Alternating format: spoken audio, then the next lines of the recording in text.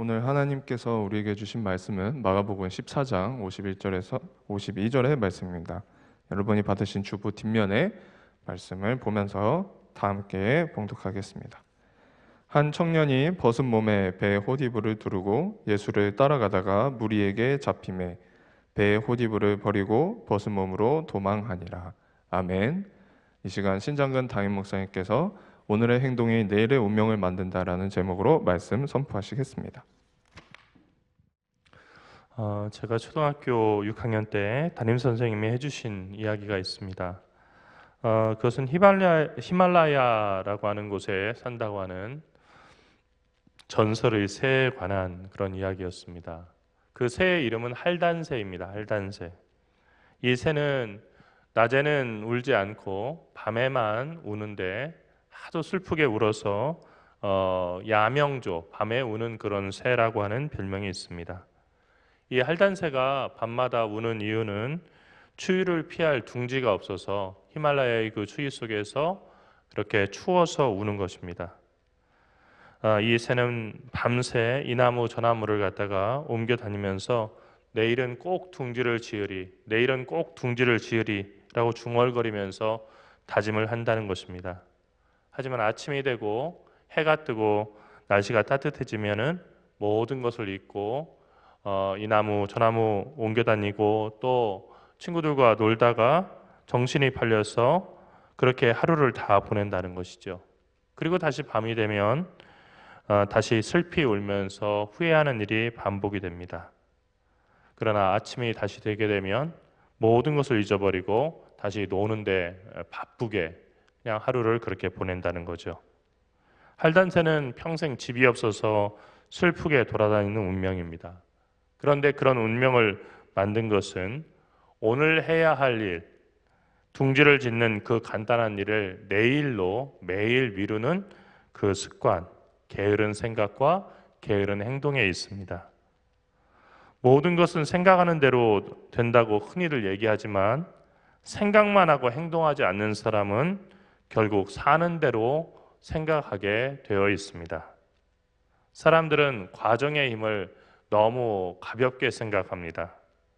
좋은 결과를 거두고 싶으면서도, 그러니까 큰 뜻을 품고 있으면서도 과정을 성실하게 밟으려고 하지 않습니다. 100층이 넘는 롯데타워라고 하는 그런 건물은 보이지 않는 곳에 깊은 지하의 기초를 잘 쌓아두었기 때문에 100층 이상의 건물이 세워질 수가 있었습니다. 그리고 벽돌 한 장 한 장을 쌓고 콘크리트를 부어서 그 콘크리트를 양생하고 또 굳히는 한 층 한 층을 만드는 수고가 있었기 때문에 우리가 아는 100층이 넘는 건물이 세워질 수가 있었던 것입니다.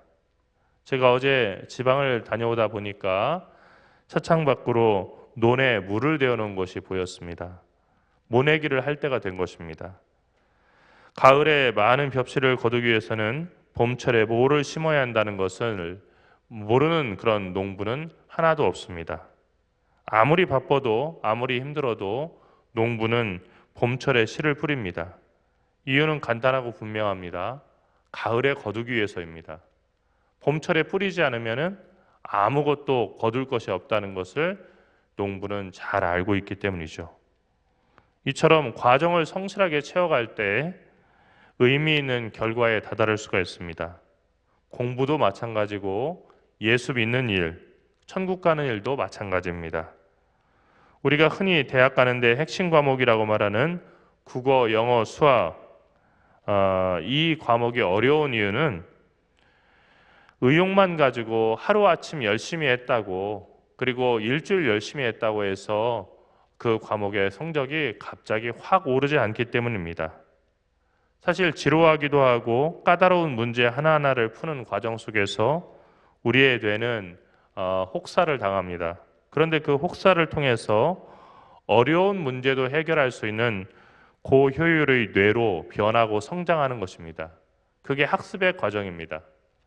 그러니까 어려운 문제를 풀지 않고, 그러니까 뇌가 어려운 일을 전혀 겪지 않게 되면 어떻게 되냐면 효율이 떨어지는 그런 뇌로 머물러 있는 것입니다.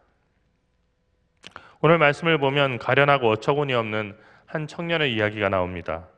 이 청년의 이름이 무엇이고 나이가 몇 살이고 어디 살았는지는 알 길이 없습니다. 또 예수님과 어떤 관계였는지는 정확하게 그려져 있지 않습니다.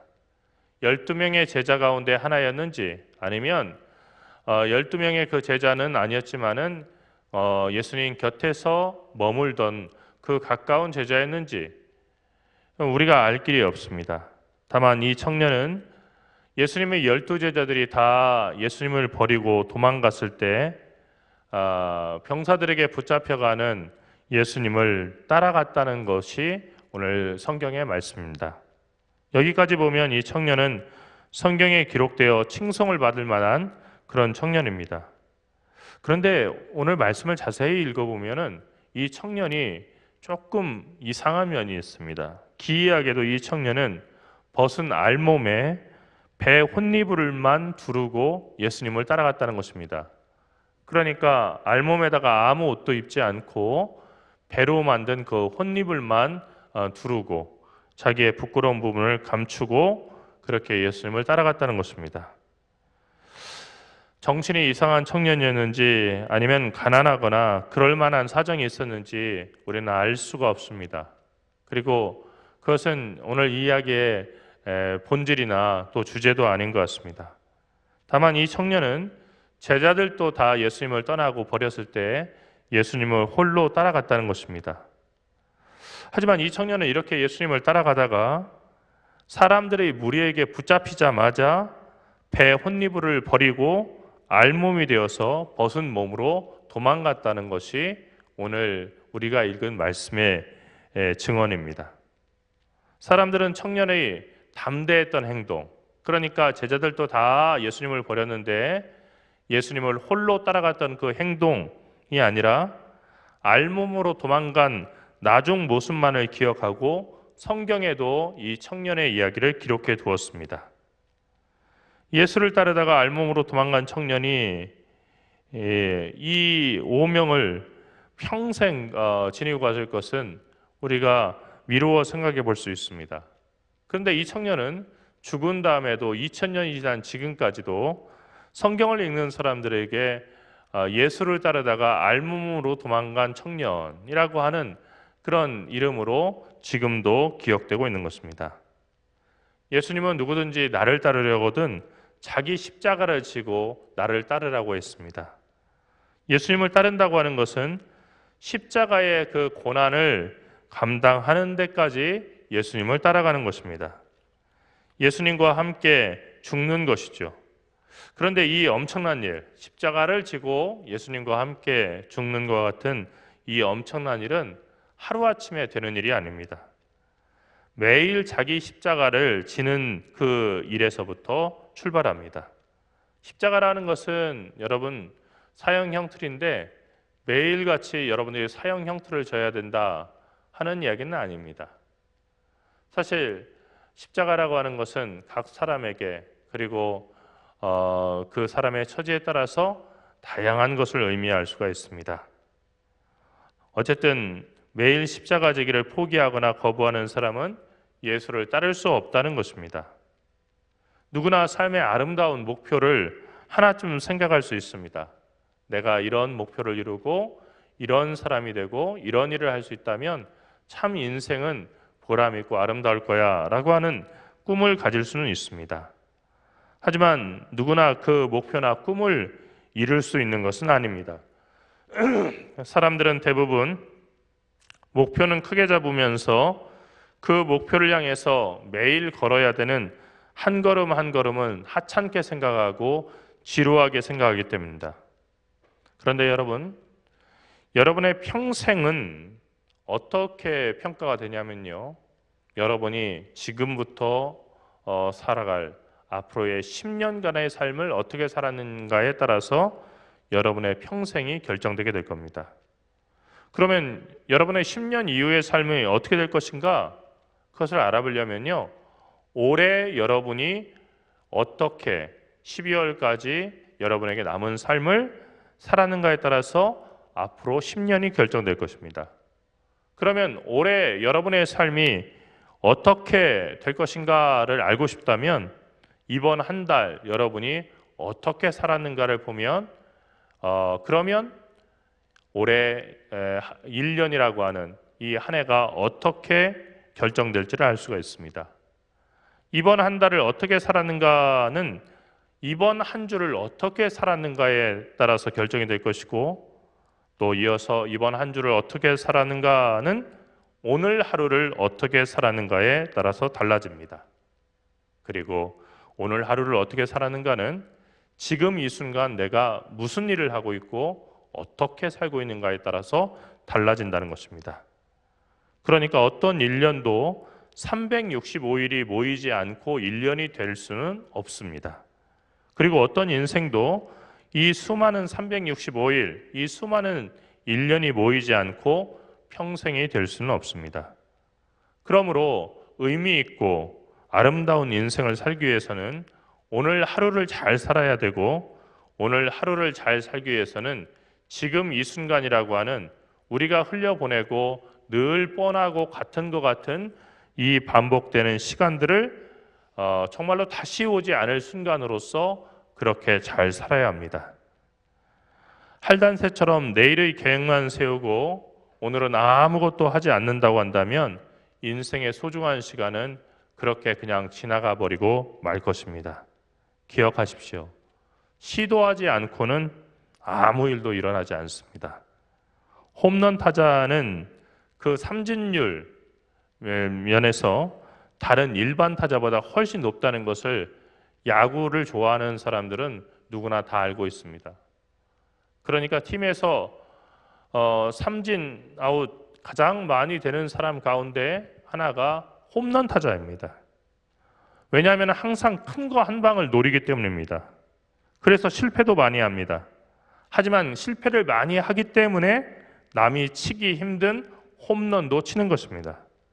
여러분의 인생의 값진 목표는 지금 여러분이 하는 일을 어떻게 대하고 얼마나 성실하게 모든 정성을 다해서 한 걸음 한 걸음 내딛는가에 따라서 이룰 수도 있고 그렇지 못할 수도 있습니다.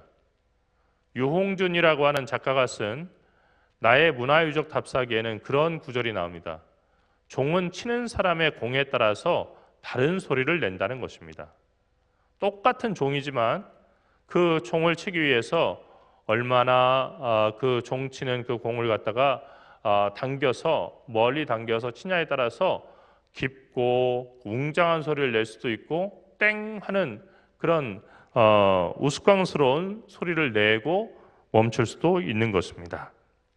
인생을 변화시키고 인생을 의미 있게 만들 삶의 결정적인 순간은 바로 지금이라고 하는 순간입니다. 인생을 의미 있게 만들 가장 중요한 행동은 지금 여러분이 하는 행동입니다.